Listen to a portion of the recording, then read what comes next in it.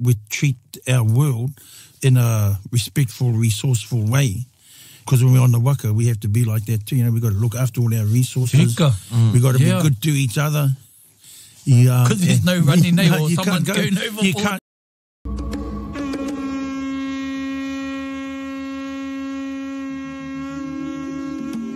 My name is Huia Pihima. My husband is Joe Pihima. We're here to perform the ceremonial rituals to prepare our taonga in order to provide a safe pathway home. So after 24 hours in the air, we're finally here at the Museum of Archaeology and Anthropology at Cambridge University. So they've been preparing as long as we've been preparing to bring our taonga home. So yeah, this journey has been 9 years in the making. We're about to meet Rachel Hand, who is the collections manager. Kia ora. Welcome to Cambridge. Kia ora. Nice to be here. Come on through. Karanga maira te whare taonga o kamuritia. A bit overwhelmed, a bit uncertain, not sure what we're working into. I feel that it is our duty to whakaoho te Māori, so I want to be able to touch aringa, but I'm not quite sure whether we're able to, so it's a bit nerve-wracking. Are we allowed to touch them, Rachel? Yeah, sure. Aye. Yeah, you've got a bit more room to move. We've been discussing at great length our taonga that are coming home, and finally I get to meet them. Ai tuatahitanga tēnei ki te ngatu I ngā taonga nei, e ka mau ki te wi. Considering its age and presuming it well used before it was collected, I mean, it's in amazing condition. All of this red over here is all the kokowai that's come off the wearer, the warrior, the toa. It's rather overwhelming.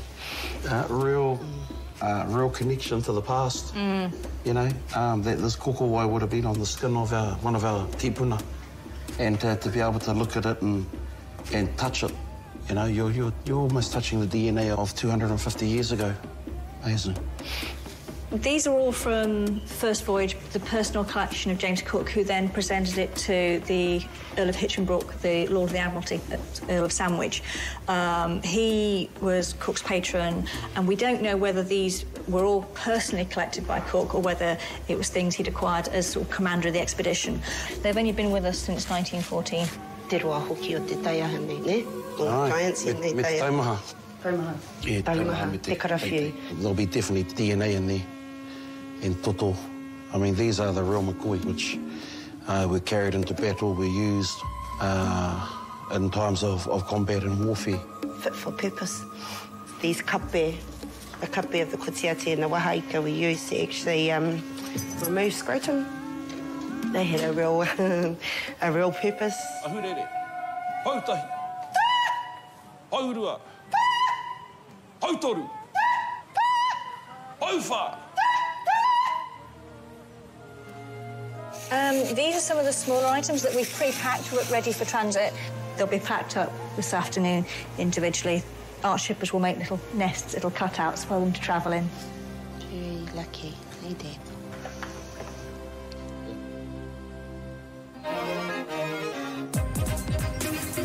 Wow, it's just a whole different world. So today, we're going to Oxford University to the Pitt Rivers Museum, a very old and traditional museum. It's looking to be another moving day today.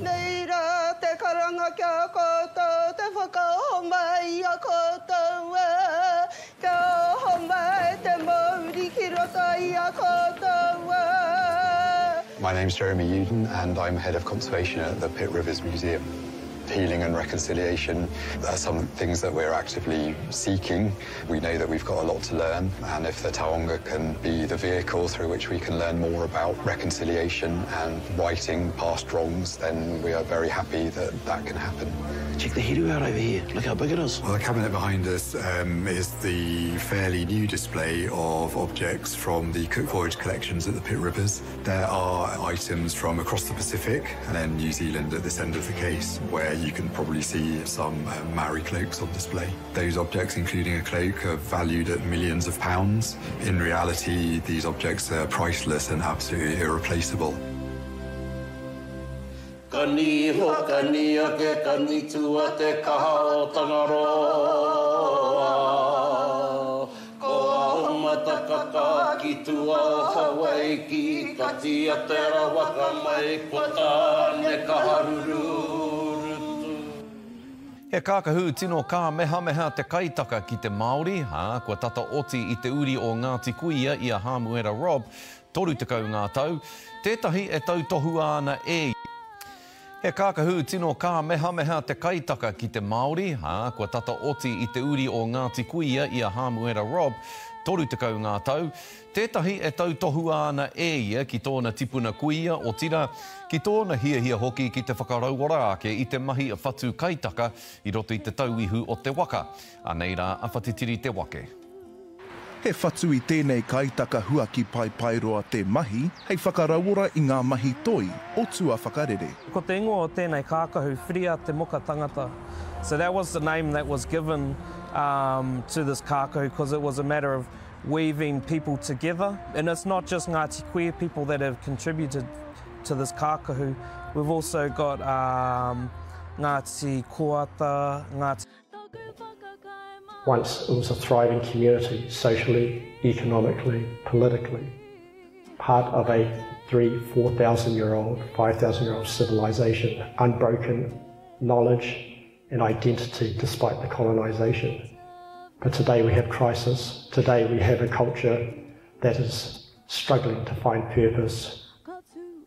We take our hats off to the academics that seek to bind us together again through education, through universities, through radicalisation. But we can't forget the people still living at home that keep the fires burning. So working in museums, my background was to find a passage, a roadway by which we could connect those growing up in cities with those living at home. From a Maori perspective, we speak of the most important thing in the world is people.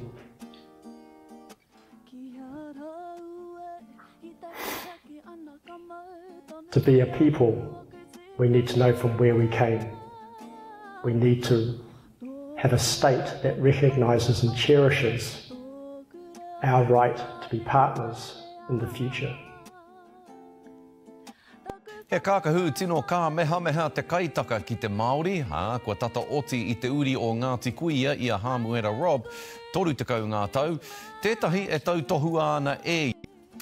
He kākahu tino kā meha te kaitaka ki te Māori, kua tata oti I te uri o Ngāti Kuia I a Hāmuera Rob, toru tekau ngā tau, tētahi e tau tohu ana e ia ki tōna tipuna kuia o tira, ki tōna hia hoki ki te whakarauora ake I te mahi a whatu kaitaka I roto I te tauihu o te waka.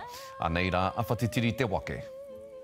He whatu I tēnei kaitaka huaki pairoa te mahi, hei whakarauora I ngā mahi toi, o tua whakarere. Ko te ingoa o tēnei kākahu, whiria te moka tangata. So that was the name that was given to this kākahu because it was a matter of weaving people together. And it's not just Ngāti Kuia people that have contributed to this kākahu. We've also got Ngāti Koata, Ngāti Tuarangatira, Te Aroa even. Me te aha hei tāna, he tohu maumahara tēnei taonga ki ngā taonga o Ngāti Kuia, I riro I a Bellingshausen, ka haria ki rā wāhi. There's a Russian who came to Aotearoa, Queen Charlotte Sounds in 1820. Basically, he journaled that whole expedition, and with it, he collected around 100 taonga, mostly kākahu. I te ngaronga o aua taonga I peka atua Rob ki te Papa Tongarewa, hei kimi tauira. I was visiting Te Papa Tongarewa, and they've got a kākahu in there, a kaitaka huaki pairoa, which is provenance unknown, so we don't know the whakapapa to this kākahu, but it has a lot of similarities to the ones in Russia. Hei tā tēnei uri o Ngāti Kuia, he kaupapa tēnei e kotahi atu ai rātou ko tōna whānau, ki te whiri I ngā aho rau me ngā whenua maha. What this kakahu represents is cultural revitalisation of a practice that's somewhat forgotten in some areas, in some whānau. And so this kakahu will represent whakatū, te tauihu moving forward and reclaiming our arts and creating our own uniqueness. He kairaranga hoki tōna whanaunga a Chanel Kelly, hei tāna no rāua te whiwhi I takamai ngā akoranga nei kia rāua. The aunties didn't really teach you as such. You watched and you picked it up that way. So, and once you sort of started showing an interest in getting reasonably good, they started showing you more. As to why I wanted to weave a kakahu like this, I'm not really sure. It was kind of like just drawn to this particular style of kakahu, mainly to acknowledge my whakapapa within te tauhi o te waka Maui, top of the South Island, and something unique to Kurahaupo. Kaore kore he kaupapa whakahirahira tēnei ki aia, a ko te whainga kia mutu marika te taonga nei a te marama o whiringa ārangi o tēnei tau. Whatitiri te wake, te karere.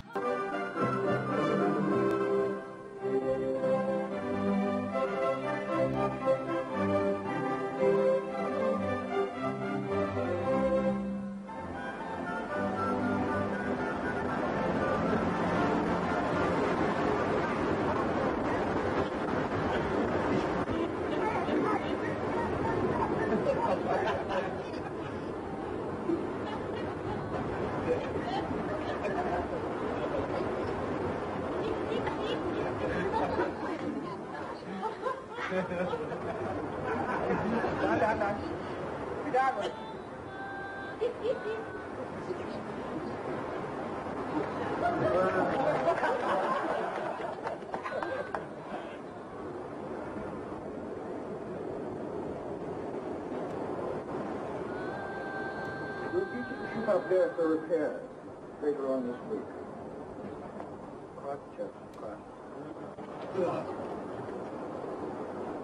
Greetings! Yeah. Jolly good to meet you. All right. Now, say after me, air.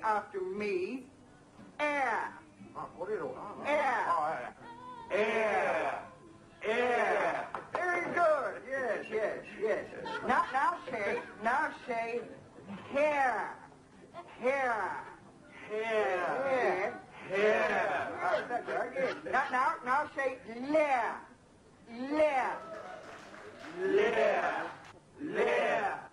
Now run them all together. 1, 2, 3. Air, lair. Air, lair. How do you do?